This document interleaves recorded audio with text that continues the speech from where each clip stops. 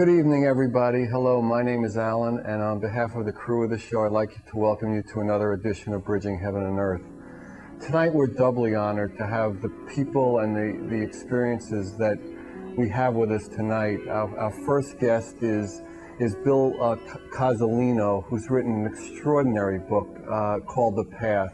And, you know, I've been talking a lot about when we were setting up for the new season during, you know, the hiatus period, how just enormous numbers of information and books and tapes were sent our way.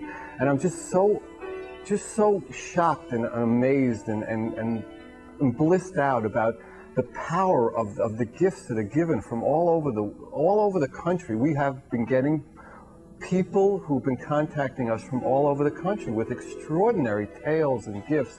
And one of the first books I got during this period was Bill's book. He got our name out of a catalog and sent the book, The Path, to us. And as soon as I saw it, and as soon as I looked through it, I said, you know, I have to call this person. And when I did, we just immediately connected, and I knew that if we could work out a date where Bill could come down here, and he did, he flew down from Washington State to be on the show on Bridging Heaven and Earth, I knew it would be an extraordinary show and just a wonderful experience for me and for all those out in the audience. So we're really honored to have Bill with us, and I think his story is told in a humble and powerful way, and I think you'll feel the same way. And then what we have also, which we've never done before on Bridging Heaven and Earth, is we have videotapes and audio tapes of Kate Wolf. Now, Kate Wolf left her body in 1986, but her music was so incredible, and one of the people on the show turned us onto it and said, you have to see these tapes and hear this music, and I'm sure you'll want to share it with all the people who watch and love Bridging Heaven and Earth. So we did that, and I think you'll be really amazed. And her family was just so cooperative, and we're honored to have Kate Wolf's music on the show tonight. So I think if you just settle in and relax, you'll have a really wonderful experience tonight. So please join me, as we usually do at this time, to set a tone for the show and to have an experience of the love within us and to get ready for, you know, Bill and Kate's music. Please join me in a short meditation. Thank you.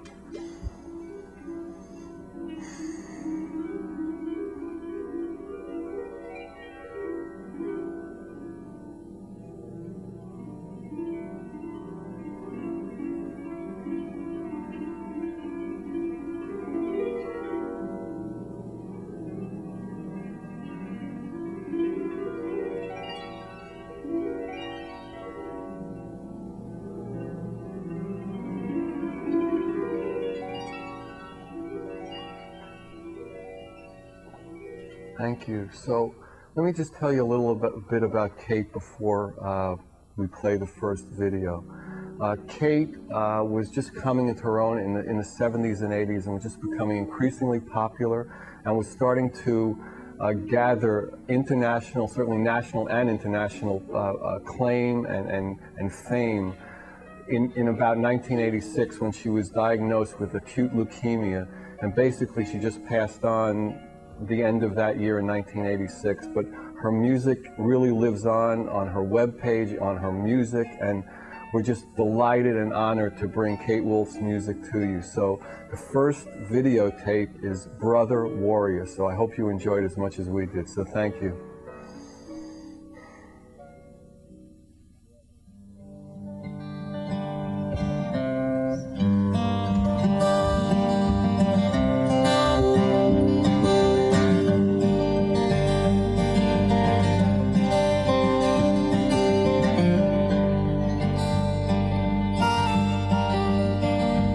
Gentle warrior, with your heart like gold and a rainbow in your eyes.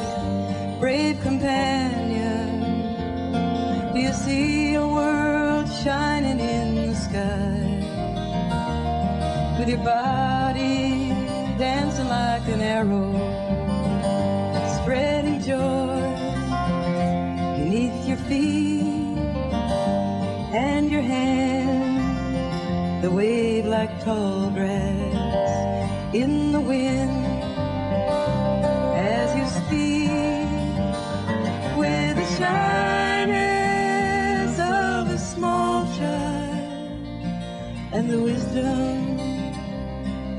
saved. I tell you now, there is no reason to be afraid.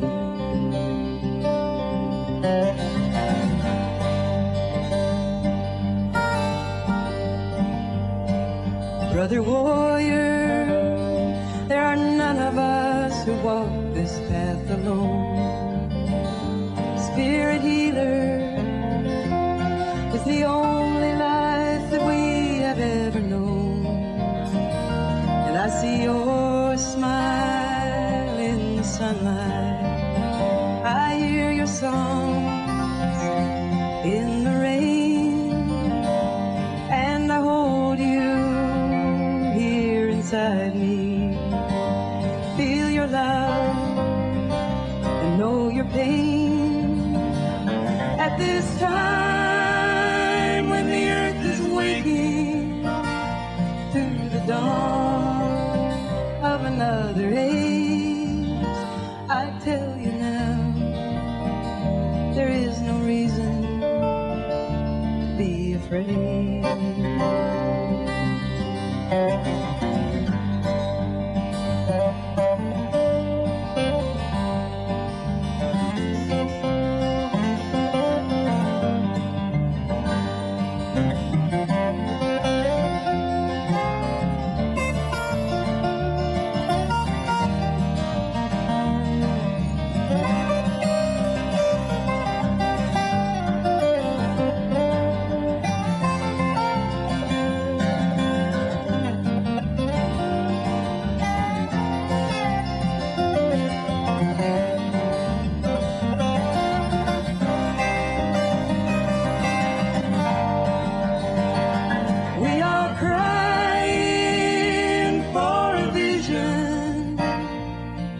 That all living things can share, and those who care are with us everywhere.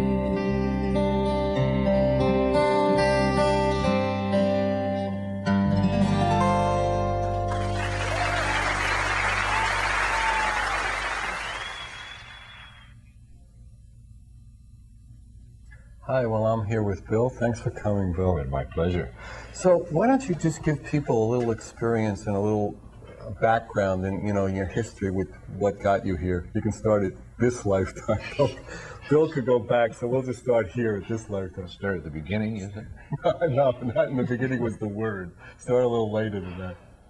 Well, it's been a lifetime of searching for myself, along the path.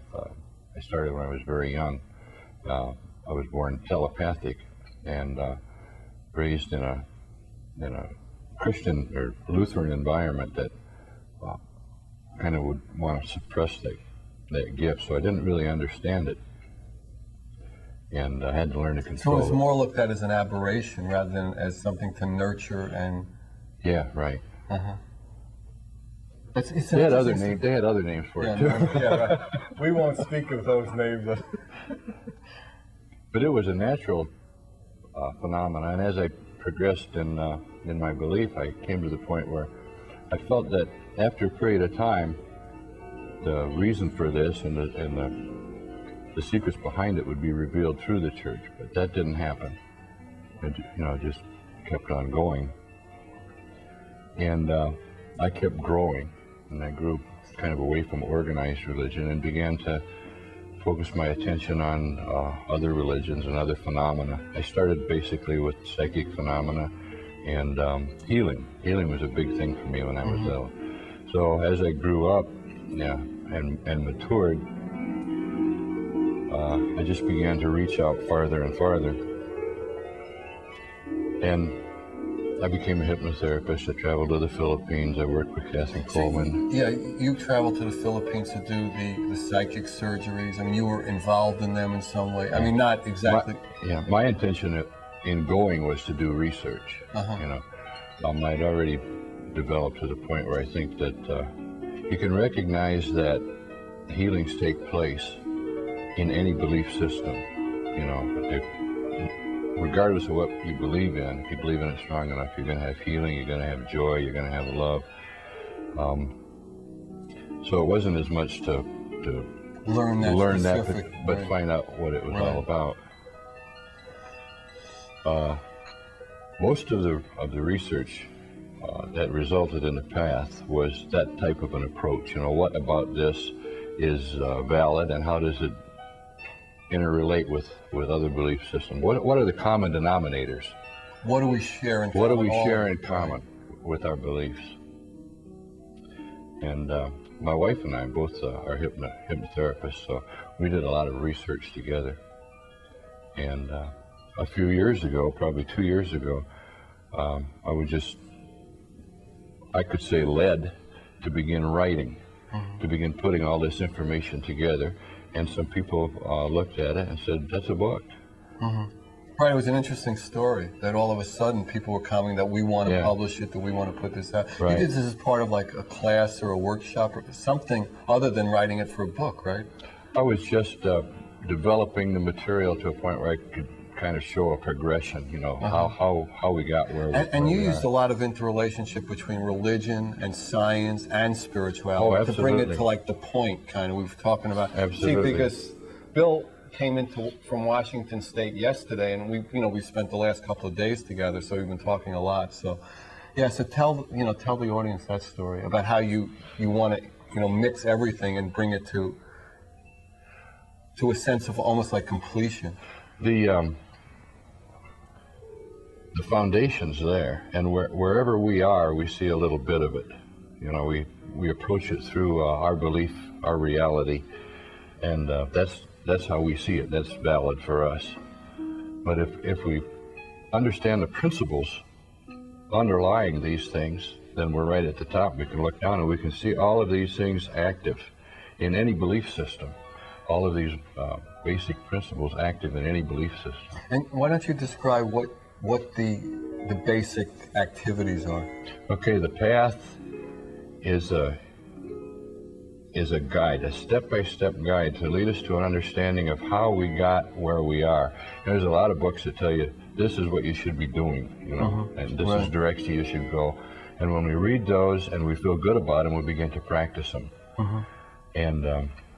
But we never really know how we got where we are. So in other words, we're it's like practicing another thing that we just believe in and we don't understand. So you're like shining light on the darkness in a sense. And it's developed around how our mind presents reality to us, how we develop a belief system, how we come to believe certain things and reject others, how we begin to rely on the 5 physical senses and basically filter out the rest of the information from the world around us, how that process takes place step by step.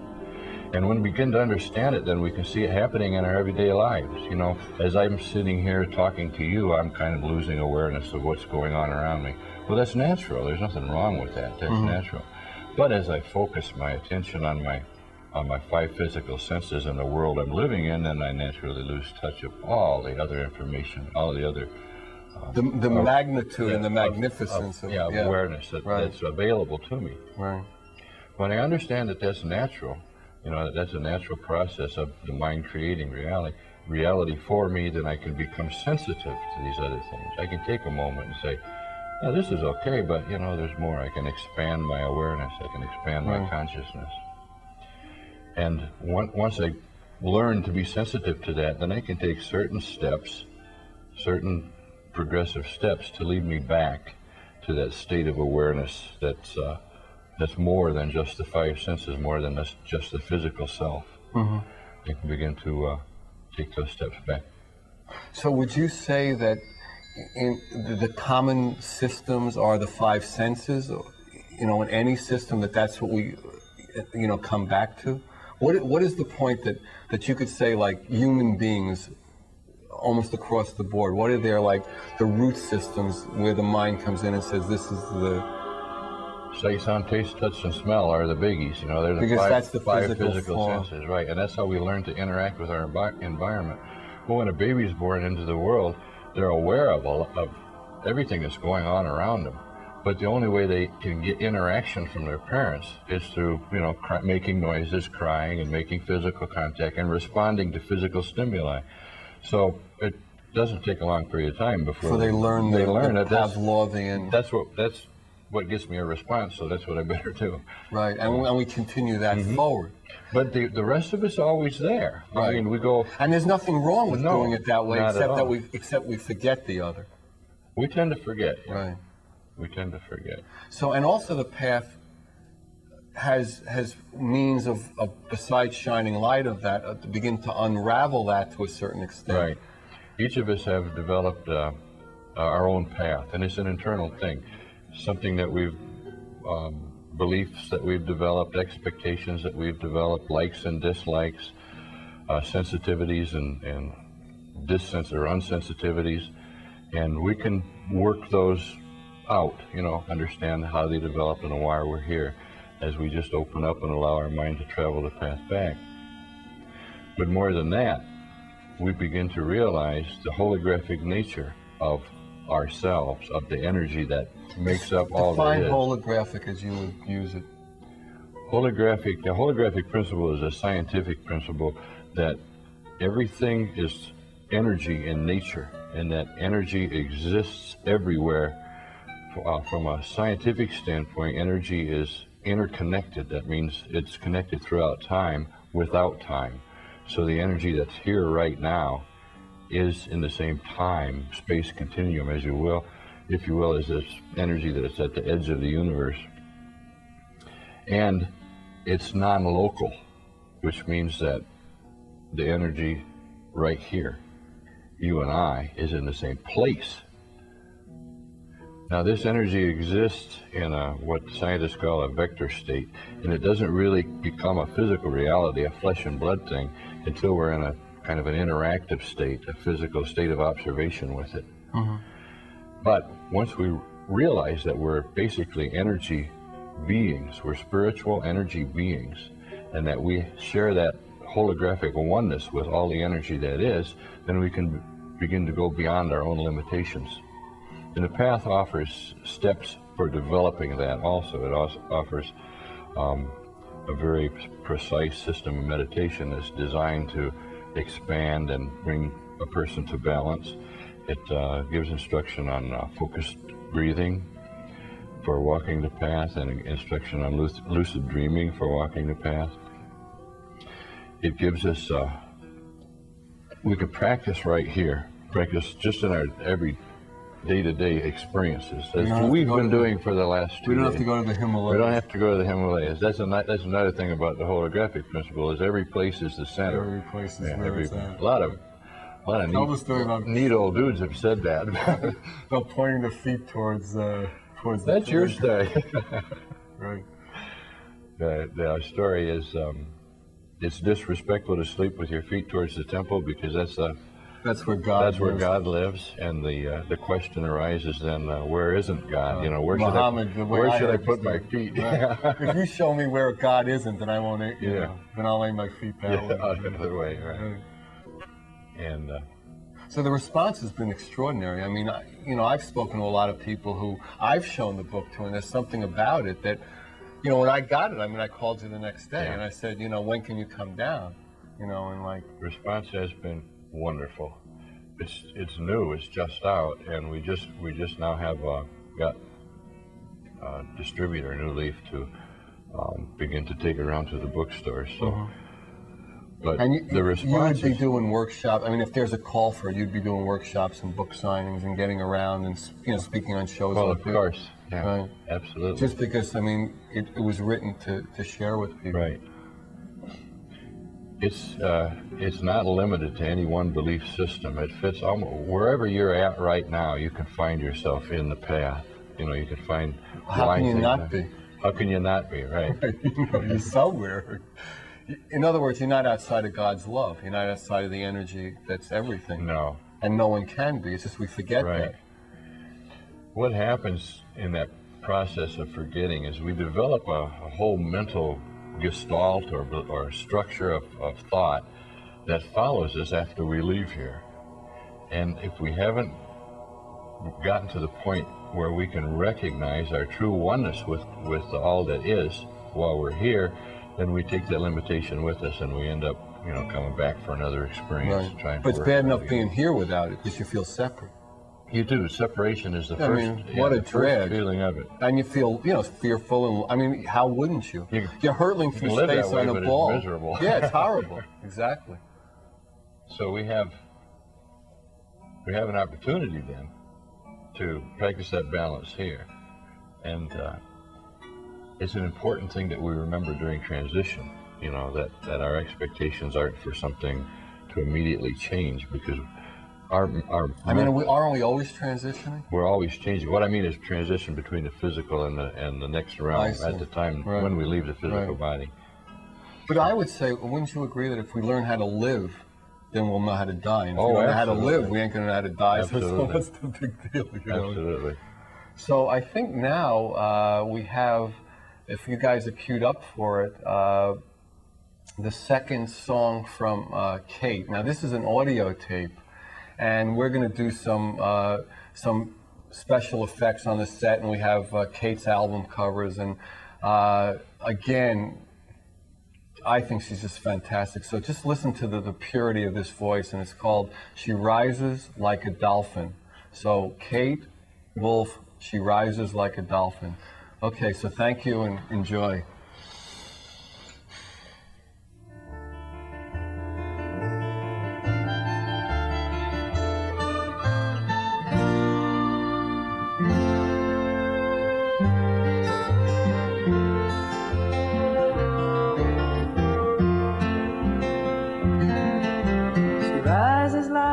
Dolphin with a sea wind in her eyes, the sunlight casting shadows like a painter's palette knife.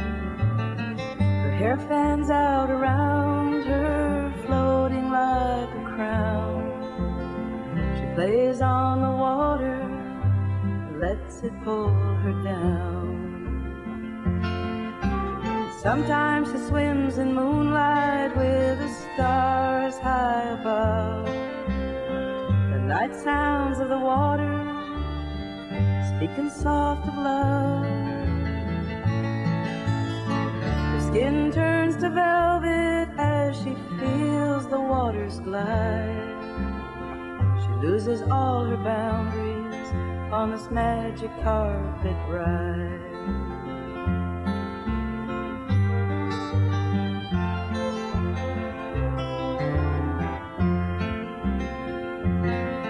You see ripples on the water and watch the shadows dance. Then she's diving down and you're looking through a glass. Like a one-way mirror, her reflection's far below. Where she was, she isn't now, that's all you really know. Two swimmers in the water, one of silver, one of gold. One below the surface, one reaching for a hold. One floating freely, one trying not to drown. A dreamer with two faces, a dolphin and a clown.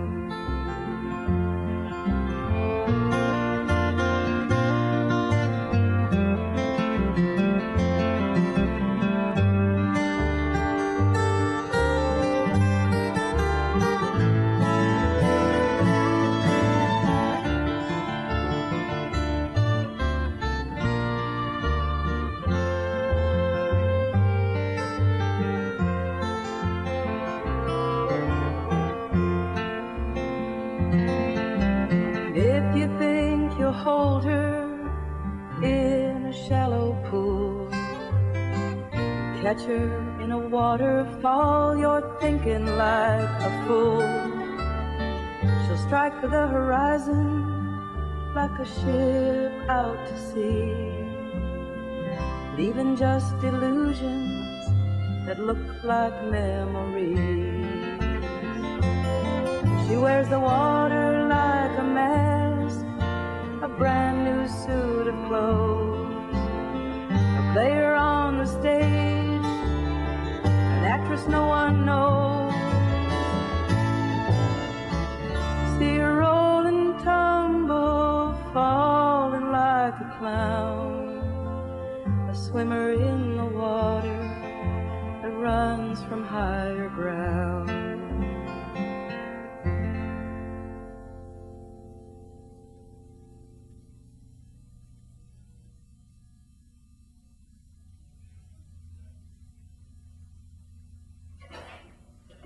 Hi, we're back. Well, that was really beautiful. Kate's songs just really moved me. Right? She's beautiful. So if you had to, tell people what if there was one thing they could do, or the first thing they could do to awaken or shine light on that which would help them, how would you advise? Well, awareness starts with a change of attention. I think the first thing to do would be to start being aware of what's going on around you. Maybe we would want to stop looking for the negative, what's wrong with the world. I mean, no matter where you're at, you're in the very center, in the very heart of God. You can't be out of place unless you perceive yourself out of place. So stop thinking maybe there's something wrong and start looking at what's right. And start seeing what's right in the world around you and what's right in other people. And then you maybe get a smile on your face, and begin to grow and expand. The lessons and the meditations and the disciplines don't really mean a lot without the love that comes up from inside, If you're doing something for your own spiritual growth, you're doing this for the spiritual growth of the world. But then you stop and think about it, everything's spiritual in nature. Everything. Spiritual growth doesn't start when you start meditating. You were still growing spiritually when you were sucking beer through a straw. It doesn't make any difference where you're at. It doesn't make any difference at all. But when you begin to perceive yourself as at the very center, at the very heart of God, when you begin to acknowledge that that place exists within you, then you begin to open up and begin to grow and expand. Then the little things begin to fall into place. You find out that you're in the right time and place to find the right job, you meet the right people, you turn the right corners. Faith grows in the sense that you'll get what you need when you need it, not what you want when you want it all the time, unless you can get those things that you don't want. I think you've gotten what you needed all along, and what you needed was to get to a point where you would turn your attention from self and ego out to love and others. And so all those things you thought were negative turns were just getting to the spot where you could begin to turn outward rather than inward, So maybe they were all right turns. I don't know. Right. Well, at some point, outward and inward are the same anyhow. Right. That's part of the illusion. That right. It looks duality. like. Yeah. Right. So, I mean, your book kind of like leads people, just shines light on. How would you describe it? The not quite the illusion, not quite the duality, not quite. How would you say? What does it shine light on? What does it offer people in terms of like an awakening experience? I think most people that have read it, what they say is that the biggest thing it has done was identified the fact that they are not powerless, but they have complete control of their own spiritual growth, their own salvation, and their own destiny. It's always been there, and the path has brought them to that recognition that the master that they need in order to gain this freedom is right here inside, and that the path has shown them how that master can be recognized and how it can be nurtured and how it can grow. On the other side of that, people say, I can no longer be comfortable with things from an outside source. I'm now responsible. I'm now be it the archangels, be it the guru, anything. And that's fine. The love is still there, and I can still interact, and telepathy is still valid, and healing is still great.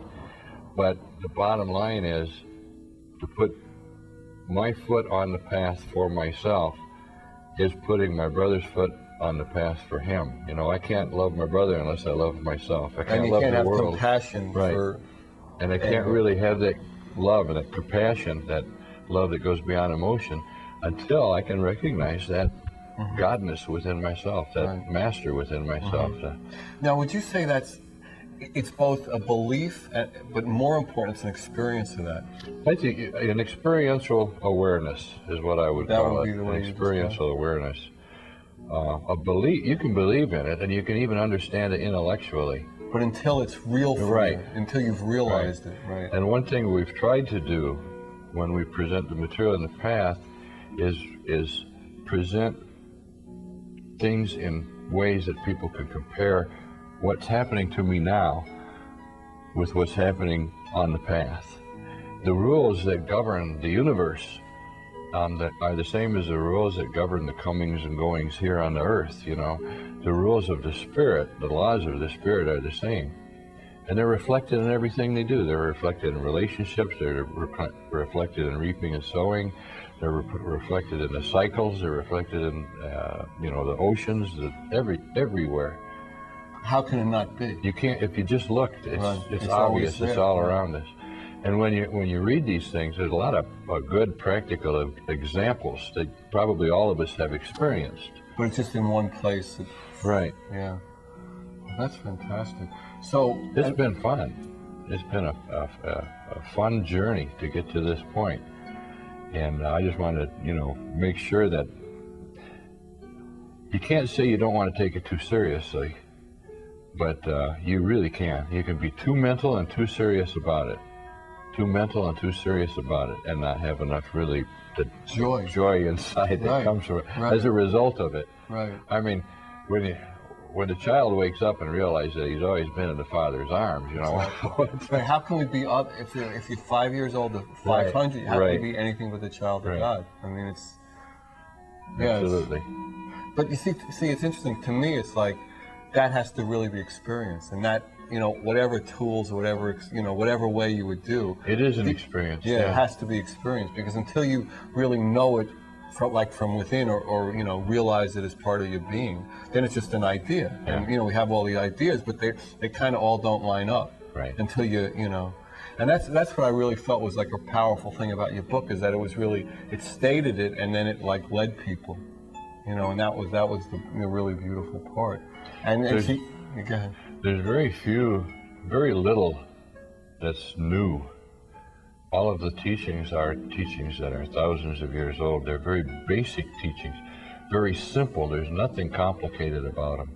There's new light shed on things that have been misunderstood, like karma and reincarnation, and the transpersonal realm, the layers of awareness, the chakras. That's all discussed, right.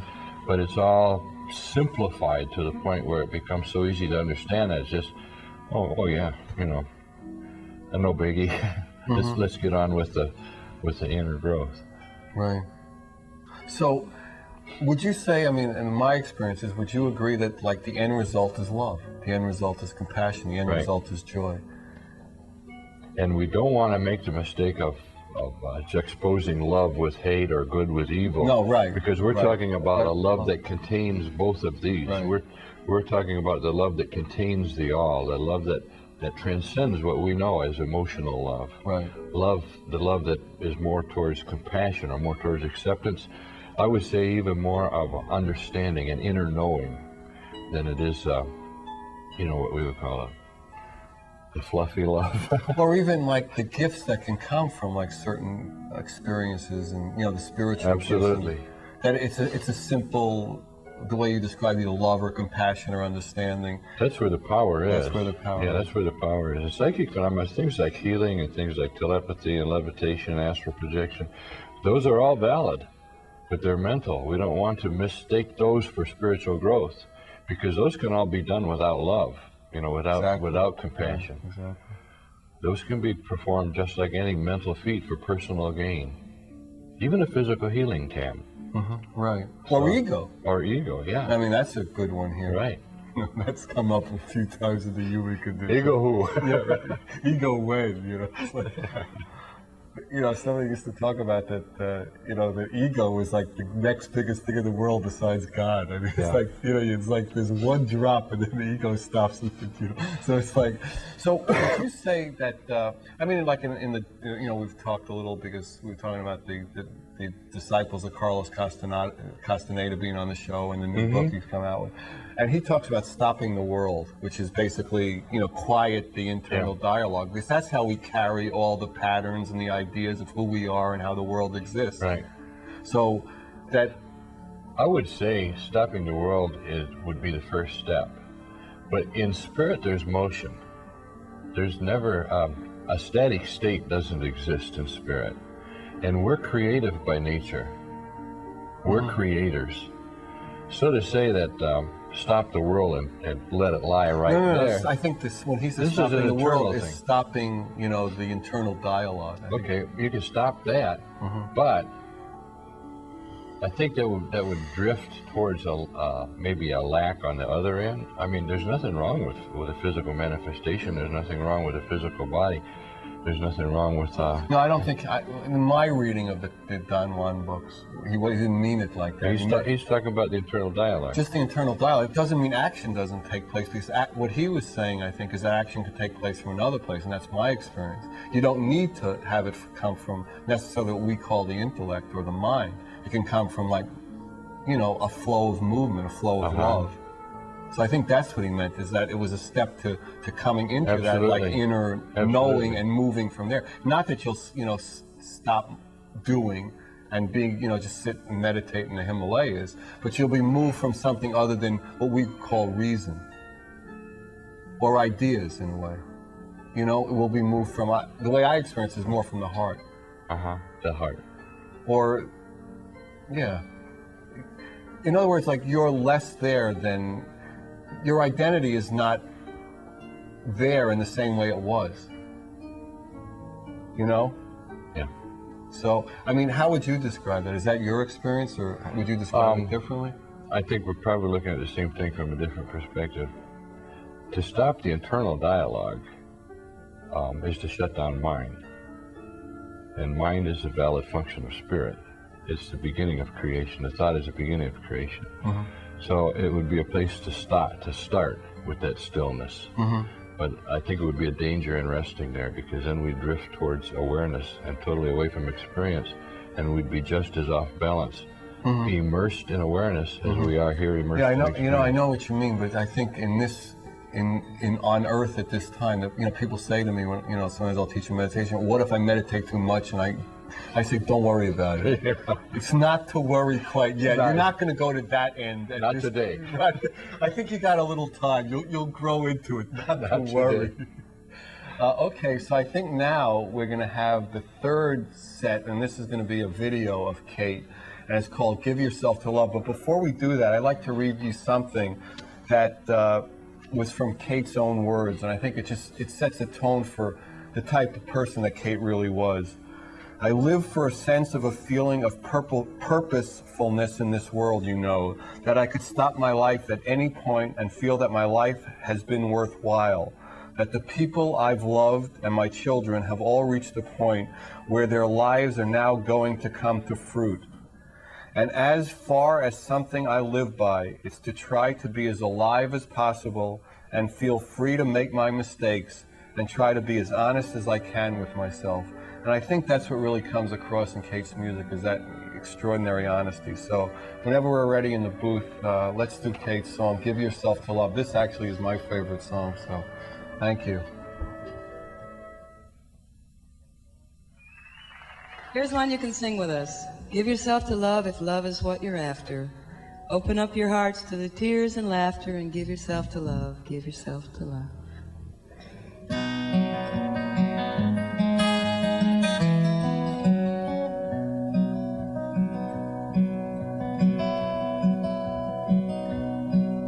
Kind friends all gather round. There's something I would say.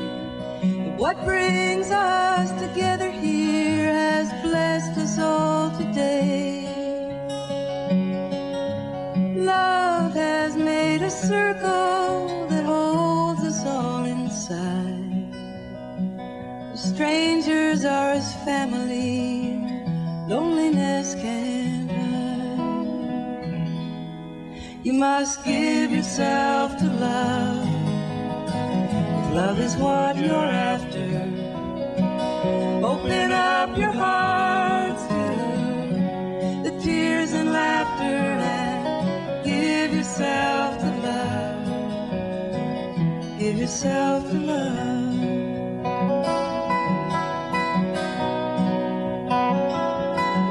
I walk these mountains in the rain, I've learned to love the wind. Been up before the sunrise to watch the day begin. I always knew I'd find you, though I never did know how. Like sunshine on a cloudy day, you stand before me now. So give yourself to love, if love is what you're after.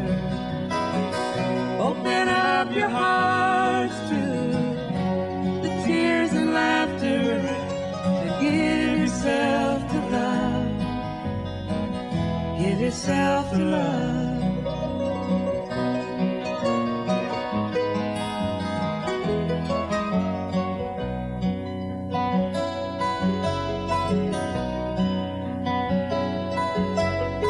Love is born in fire, it's planted like a seed, and love can't give you everything, but it gives you what you need. And love comes when you are ready, love comes when you're afraid. Will be your greatest teacher, the best friend you have made. So give yourself to love, if love is what you're after, and open up your hearts to the tears and laughter, and give yourself to love, give yourself to love. You must give yourself to love, if love is what you're after. Open up your hearts to the tears and laughter, and give yourself to love, give yourself to love.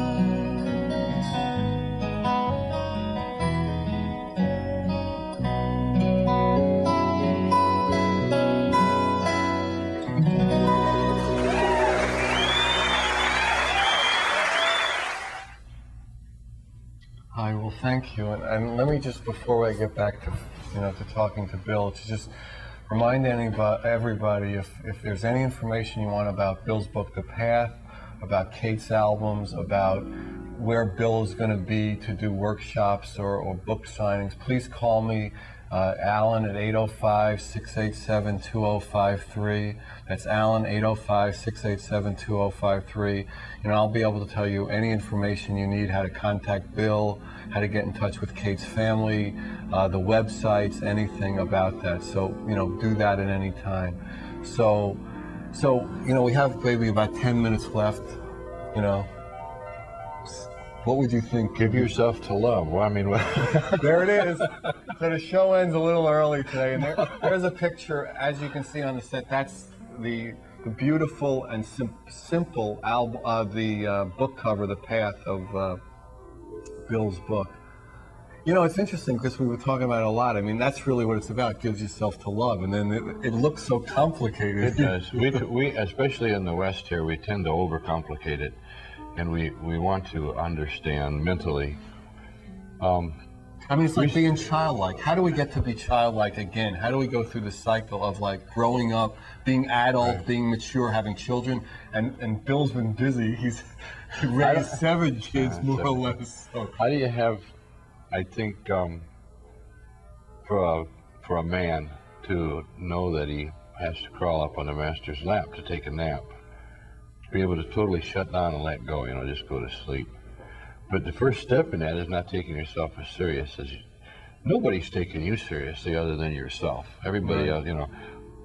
Right. They're too busy taking themselves seriously to take me seriously. What are you, crazy? Are you kidding? People are so concerned about themselves, they barely know you're alive, unless you like drop dead in front of There's a very good section in the path on ego, and what ego is and what it does for us. And what it doesn't do for us. And ego doesn't disappear. People think that ego is a bad thing. It may be maybe a little expanded while we're here in the material, but it follows us all the way till it finds a place at home in the heart. You know, it's a sense of self without a sense of selfishness. We don't have to give up our identity. What we deceive ourselves into believing is that if we open up too much, everybody's going to know everything about us. But they already do. I mean, we're all one. Right. Who's fooling who? And on this level, they don't care. No. So, I mean, in either case, they don't even want to know. Yeah, who don't want to know? They're too interested in themselves to care. So don't stop taking. What are you worried about, right? Stop taking yourself too seriously and give yourself to love. You can have joy in every little thing, the successes, the failures, but the relationships, you know, with your wife, with your husband, or your friends, your families. And so, would you say that's the first way to develop like a playfulness, is to stop taking yourself so seriously? Oh yeah, absolutely. You're only fooling yourself. For a change, right? For a change, you're fooling yourself. Now, there's a surprise. People that have been with us, I know everybody that we've come in contact with in the last couple of days. One of the things that has kind of set them back a step is you introduced me as your guest and author of a book, and it is not 2 or 3 minutes later we're laughing. We're laughing and joking about things that should be very serious. Right. Yeah, it is weird for people. It is. But because this is a serious show, and you're a serious. I'm you're talking about serious things. This is very serious stuff. Right. I mean, you know, it is and it isn't, like everything else. It's like, how do you walk the razor's edge between serious and not serious? You know, well, you can't lose. I mean, exactly. You're going to get whatever you focus your attention on is going to come into manifestation. Somebody's going to label it good, somebody else is going to label it bad, and you're probably going to label it yourself. It's all worse. It's a waste of energy. Yeah, absolutely. Just smile and do it. Yeah, and then move to the next thing. And move on. Like people have probably heard me talk about the show. You know, we do the show. You know, when we tape it from 9:30 to 10:30, the night of the show in Santa Barbara, then 10:30 it's over. By 11, honest to God, we're out of here. And by 11:15, we're at Caro's eating, and it's like then the next show happens. So it's like, what are we worried about? You know? That one's gone. Yeah, it's gone. And it's in the can, and some you look at later and go, my God, I was drooling, my God, the guest. It's like, what happened here? But it was beautiful, and really all of them end up being beautiful. Because the people come on, and they're really, who hasn't come on? I mean, if people have seen the show, who's not sincere, who's not beautiful, who's not, believing in what they do with a passion. They believe it. And really, the love manifests. That's great. Yeah, exactly. And very concerned. And one of the gentlemen I just met tonight, here on the set, said that in response to the little bit of reading I had done in the past, that it's a way of presenting deep, complicated metaphysical issues in a simple, understandable way. What, is this show or your the book? Would I say that about this show? I don't know. You cover the whole gamut. I mean, I don't know what the hell. What could you say? It's hard to figure, Right. I'm here. Right, exactly. Yeah. That's the biggest thing. Take joy in life. You find people being able to take joy in life in what we do call the good and what we do call the bad, what we do call positive and what we do call negative. Someday we'll understand that idea of positive and negative is part of the illusion. That's part of the duality. We can't really have a movie of reality or an experience like we're having here without that illusion. So it's okay to enjoy it while we're here. Absolutely. But to say that, it exists forever is, nothing exists outside of the one. And that has to be experienced. Absolutely. That there's something, in a sense, beyond, although beyond's not a right word, but there is something. We're lost for words. Right. It's like I've said to you earlier, I think I've said on the show a bunch of times, you know, we try to make things reasonable or understandable, but we're hurtling through space on a ball. Now, right away, it's not reasonable. No, so very subtle forces that just like gravity, if it changes just very subtly, we're out of here. Yeah, right. So what's reasonable about that? The whole experiment is And the things we're doing now in the name of science. Now, I love scientists. I'm one myself. But developing sophisticated electronics and mechanical technology and putting it on the end of a rocket to go to space. Now, we're going to explore the stars someday, physically, but not on the end of a Roman candle. Now, we know better than that. Right. So there's more. We have to reach out for more technology, for more understanding of the world we live in. We can't do that if we're locked into one way. We're just too confined in the way. It's interesting because the way I try to approach something is like approach it as if you were doing it for the first time. There was no history in a sense. Although, I mean, you don't want to eliminate that, but it's like on the next step, it could go anywhere. Oh, absolutely. You know what I mean? Or it can go back. Yeah. You know, or it can, you don't know. Well, what's the best thing at that moment? You know, where can you go? And so let's look at everything. Yeah, let's look at everything. Let it expand all the way that you can possibly expand it. And then what's the right way to approach it? Because there could be a change. There could be a quantum leap at one point, so we don't have to. Well, we've created the world that we live in. We're the masters of our world. We exist as individuals interacting with it, but we also exist in what the path calls consensus reality. Things about the world, things about physical reality we've all agreed on, but it still doesn't make them absolute.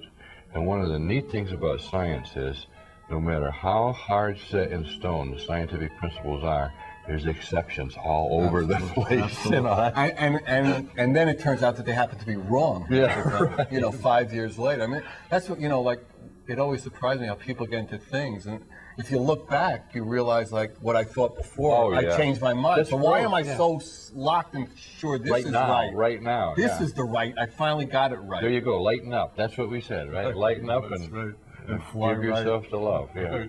Right. So you're going to be leaving pretty soon to go back tomorrow. You're leaving to go to Washington State. Do you have any plans to, do, workshops or tour with the book or anything like that? I'm on the road quite a bit, and I'm always carrying copies of the Path with me and giving them away. Yeah, I know. That's a beautiful thing.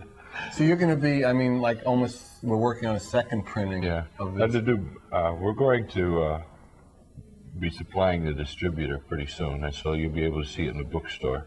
And you said you'd call the show to find it until that time, but I hope to be doing book signings and doing tours and doing lectures and workshops and things like that. Bringing love around. Yeah, and we're gonna have a lot of fun. We're gonna have a lot of laughter. All right, so I guess again we're coming near the end of the show, and I did want to talk a little bit about.